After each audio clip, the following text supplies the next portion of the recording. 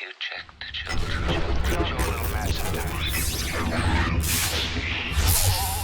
Hi, I'm Chucky. Wanna play? Sometimes. That is better. You're gonna need a bigger boat. Greetings, all of you spooky ookies. I'm Jaime and Fuego, and welcome to the horror show. Getting set with just a few more of these patron reviews here before I jump back to Arizona State for Film and Media Studies in the spring semester and talking about another poll winner. And yes, long overdue, obviously, because this was the winner in the month of May. Yes, so reaching back a little bit, but you know, with Dylan's New Nightmare and various other things going on the channel, my return to school, it's been a little bit tough to keep up on some of this stuff, but one of the things that we are determined to do is to keep up on these properly here in the new year, whether done here in the Horror Show Studios or remotely. And so this is for the Hammer Films classic. Yeah, we are talking the 1957 reimagining of Frankenstein entitled The Curse of Frankenstein. And I had not watched this in quite a while. I think I saw it back maybe in my early 20s when I was initially doing some film school stuff at Phoenix College when I was doing my audio production technologies degree. And just revisited it for the second time this year, actually, because I watched it a few months ago when we first had this as the poll winner, and then schedules and, you know, just you want it to be fresh when you do one of these reviews. And so I just rewatched it yesterday, and gotta say, this film really holds up, most notably in the fact that it is so distinctively different in its approach from the 30s one with Boris Karloff. I still think I probably prefer that one, but I have such an appreciation for this because of the fact that it is a drastically different take on the source material. I do not remember, I read it in high school, the original Mary Shelley Frankenstein, but I cannot remember any of the specific nuances. I really, especially after all the Frankenstein films that we reviewed, or Frankenstein-inspired things that we watched and reviewed this past year in 2023, everything from Poor Things to, you know, the Angry Black Girl and Her Monster. To, I mean, there were a lot of these sort of stories that veered into Mary Shelley's iconic story for inspiration. And, yeah, this one, it's a drastically different take on it. And not just because of the fact that it's in color, but because of the fact that despite being 1957, it's very much a Hammer film in the fact that it is rather bloody at times and brutal, and it has a very sophisticated Baroque sort of Gothic approach to it, which I really dig. And you've got a terrific cast. You know, Kristopher Lee, he's good, but he's not really in it very much, and yet I also appreciate the fact that his take on the creature was so drastically different than Boris Karloff's. And then you have Grand Moff Tarkin himself, yeah, Peter Cushing, man, as the lead, as Dr. Victor Frankenstein, and then you also have Paul, I believe, is his mentor. So they shift the pieces around a little bit, most notably with the nature of Peter Cushing as Dr. Frankenstein, and just how audiences are to perceive him based on performance. And so this is a glowing thumbs up from me, and I know they did a few sequels to this. I'm trying to remember if they brought Cushing or Lee, or if they did some recasting or whatever. I actually have not seen any of the sequels to this, but I know Hammer cranked out a few, and so yeah, gonna have to check those out if anybody wants to throw those on the Patreon here. Please make sure to do so. But yeah, so that's obviously a glowing recommendation for this. You can rent it. I watched it through illegal means on Dailymotion, so I don't even know if those are illegal means because there's like ads and stuff on it, but it was broken up into two different halves. So that's where I watched it, but you know, it's not going to be in like pristine high definition or anything like that. But for the purposes of this review, it definitely, you know, served the need. And so this story is told in a different sort of arrangement than the 50s, excuse me, the 30s version, the one that was 2 decades before with Boris Karloff, in the fact that, so it's told, you have an imprisoned Victor Frankenstein played by Peter Cushing, and so he recants to this person as he is awaiting in the cold cell as the bell begins to chime, reflecting on his past life, and he doesn't have much time. At 5 o'clock, they're going to take him to the gallows pole, and so he tells the story of the fact that this mentor, the aforementioned Paul guy that I mentioned, the aforementioned Paul guy I mentioned.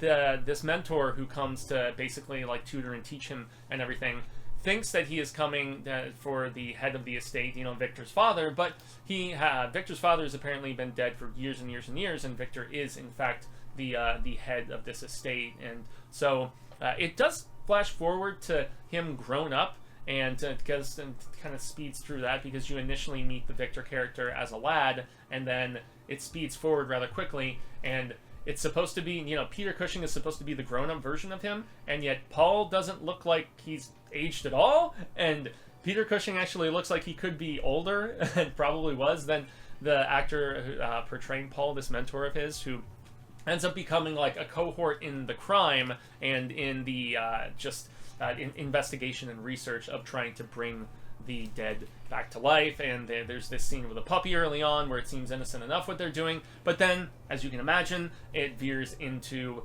trying to assemble a actual person. And so, as far as not just writing, but as we veer into performance as well, because these two things go hand in hand.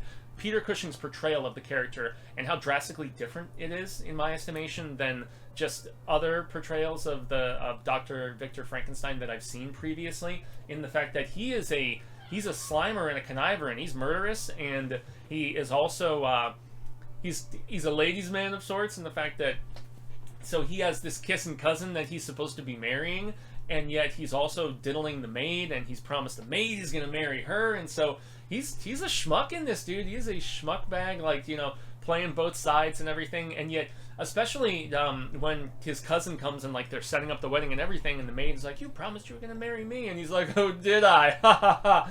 Yeah, he's terrible to her, man. And so yeah, and yet there's also like a love quadrangle kind of thing going on, because his mentor Paul is like in love with the cousin that is supposed to be marrying Victor, and then the maid is in love with Victor, and so it's like there's a lot more melodrama in this, in that regard, than I was anticipating. And you know, but you know, Cushing plays it off very well as just this kind of sly schmucky, yeah, but yeah, the portrayal of the creature. So Kristopher Lee, he doesn't really emerge until like about the end of the second act, I would say, you know, about 2/3 of the way through the film. And I appreciate the fact that he did not try to emulate Karloff's performance. So one thing about what was so great that Boris did was that you had an empathy for the creature as it's portrayed in this, for Frankenstein's monster.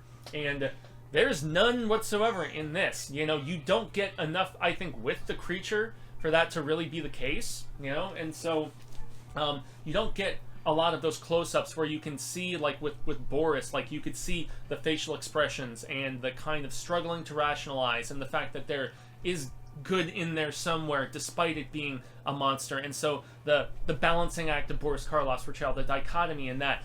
This portrayal by Kristopher Lee as the creature is just full evil, man, and just are very unabashed despite the type of brain that's in his body too.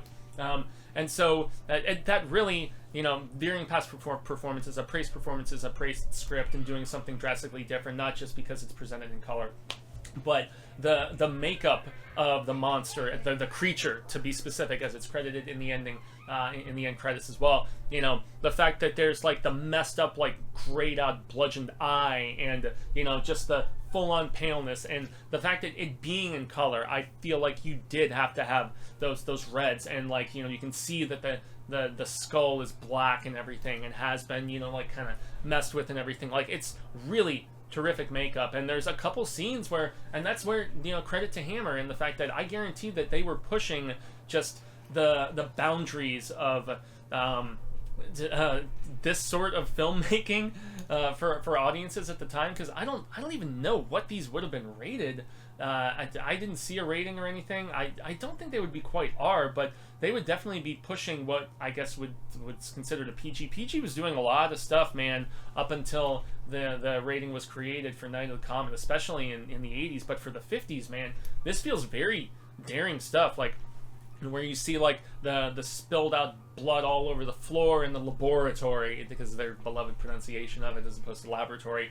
And there's a scene where the creature gets shot in the eye. That's one that everybody talks about because it's really grim and grotesque. You know, it's shot in the eye, the messed up eye too, by the way, and just the blood coming down and everything. And so yeah, I love the fact that Kristopher Lee's performance is nothing like Boris's. It does not go for that sympathetic, you know, empathy or anything of that nature. No, this is very much a creature. You don't feel bad for it. At least I personally didn't. I don't know if others have, artist objectives. So if you feel differently, by all means. But yeah, this was nothing like it. This was like full-on fearsome, especially with some of the things that are done.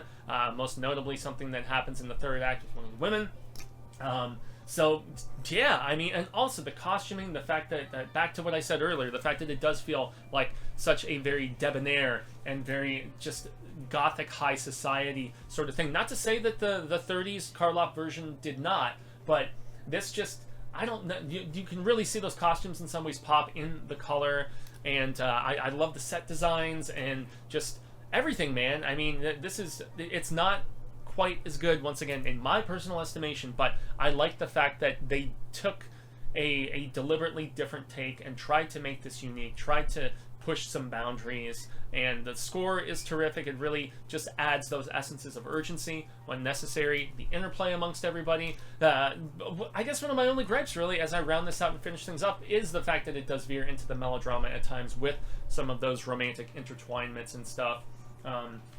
But yeah, beyond that, this is really well done. It makes me curious about exploring, like, I've seen a few Hammer films here and there, but nothing as far as extensively exploring their repertoire of films, and I know there's dozens, if not, in the hundreds of stuff that Hammer produced, because I watched, when I was taking one of my, the history of horror classes at Arizona State, we discussed Hammer extensively, and I actually watched a 3-part docuseries from over in the UK. I don't remember if it was BBC or one of the other channels over there, but it was very impressive, and they had like a large chunk of an entire episode dedicated to just how instrumental Hammer was, at least before they started in like the 70s and stuff, going like, with the excessive nudity and all this different stuff, trying to like really just get that sort of high sex contingent. This was when, I think this was the first Hammer film ever, actually.